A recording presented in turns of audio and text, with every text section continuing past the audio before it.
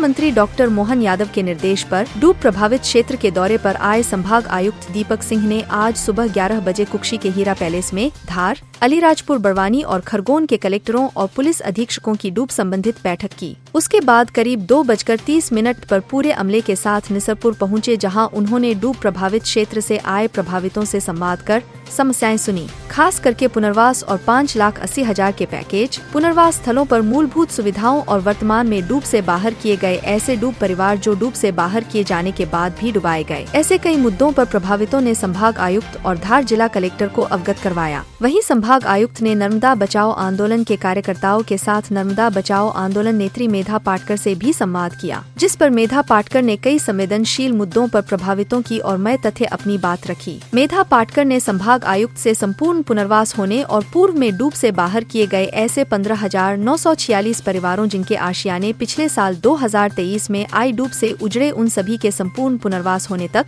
सरदार सरोवर बांध के gate 122 metre तक रखने की बात कही। साथ ही साल 2023 जैसे डूब के हालात बनने पर जल सत्याग्रह करने की चेतावनी दी। संवाद करने के बाद संभाग आयुक्त दीपक सिंह ने कहा कि जो भी मुद्दे जिले और संभाग स्तर पर हल हो सकते हैं, ऐसे सभी मुद्दों पर शीघ्र ही कार्य किए जाएंगे। वहीं कलेक्टर प्रियंक मिश्रा ने टिन शेड और बारिश और बाढ़ जैसे हालातों में किसी को भी कोई कष्ट नहीं होने दिया जाएगा, मौजूद डूब प्रभावितों को आश्वस्त किया।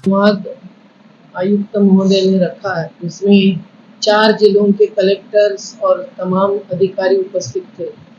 उसमें हमारे भी सैकड़ों विस्थापित हाजिर थे, जो चारों जिलों के प्रतिनिधि तो एक प्रकार से करते हुए ये बताने आए थे कि उनका पुनर्वास बाकी है और ये पुनर्वास होने तक डूबग्रस्त नहीं किए जा सकते हैं।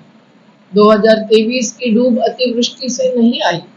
2023 की डूब में 15,946 परिवार जो कि डूब के बाहर अवैध रूप से किए गए थे 2008 से, वो डूब में आए और उनकी जो ध्वस्तता हुई है उसको केवल राहत से नहीं निपटाया जा सकता है।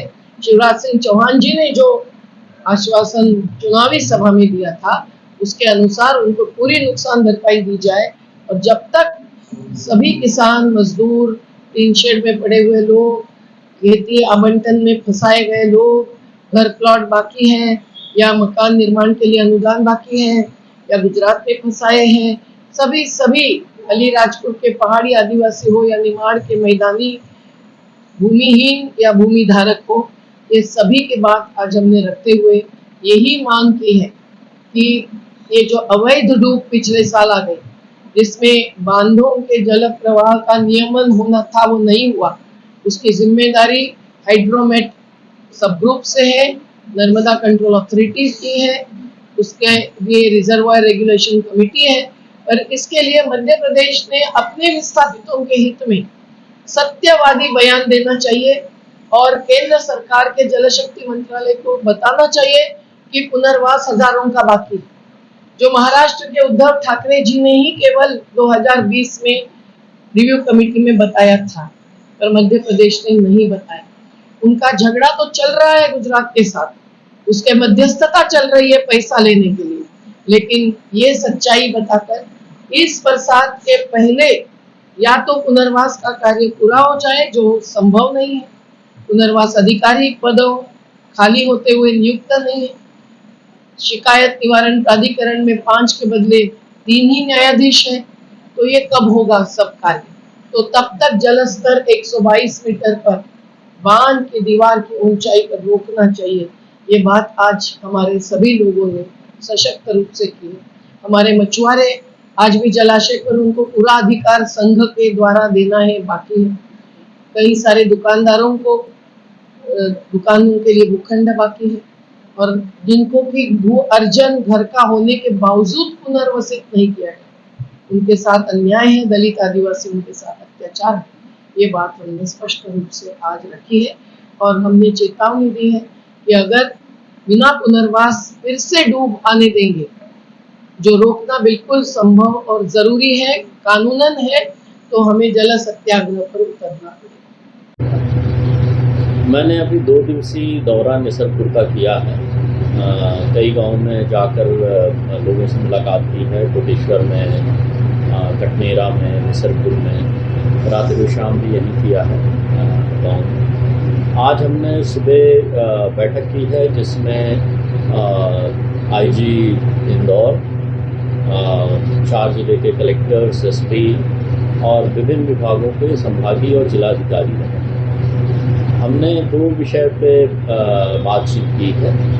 एक तो जो पुनर्वास के विषय रह गए हैं उनके शीघ्र निराकरण के बारे में बात हुई है।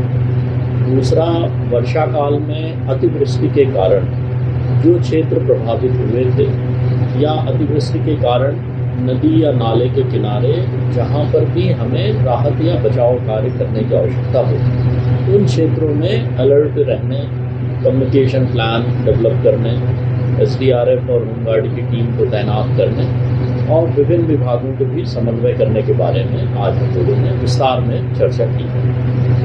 दूसरा विषय है पुनर्वास का। आज हमने निसरपुर में विभिन्न ग्रामवासियों के साथ और विभिन्न जनप्रतिनिधियों के साथ बात की है।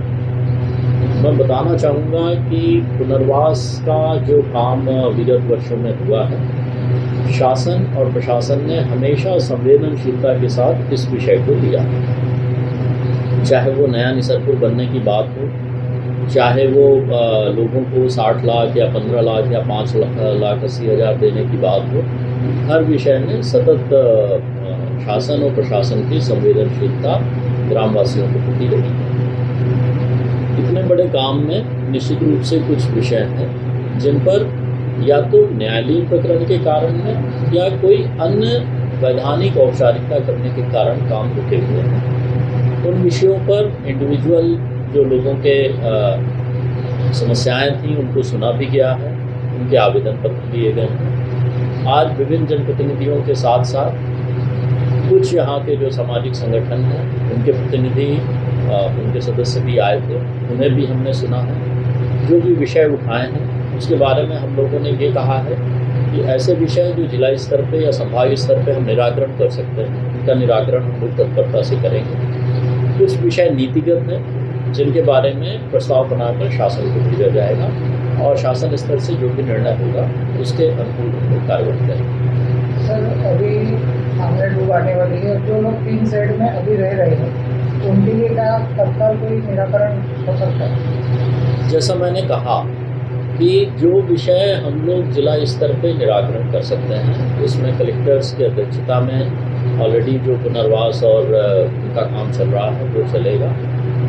और जिन विषयों पे हमें शासन स्तर से अगर कोई नीतिगत निर्णय चाहिए होगा तो वो हम शासन स्तर पे ले सकते हैं।